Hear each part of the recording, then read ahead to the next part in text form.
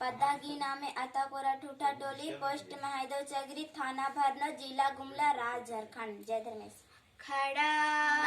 हुआ रे आदिवासी भला खड़ा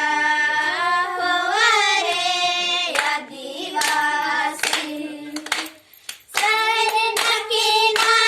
हिले देवारे ना डले देवारे खड़ा हुआ रे आदिवासी भला खड़ा हुआ रे आदिवासी तीरा सीता के ना हिले देवारे ना डले देवारे खड़ा हुआ रे आदिवासी खड़ा हुआ रे आदिवासी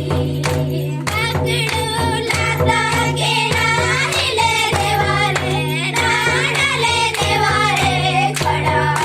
हुआ रे आदिवासी खड़ा हुआ रे आदिवासी धर्म कंडों के ना हिले देवारे ना डले देवारे खड़ा हुआ रे आदिवासी भला खड़ा हुआ रे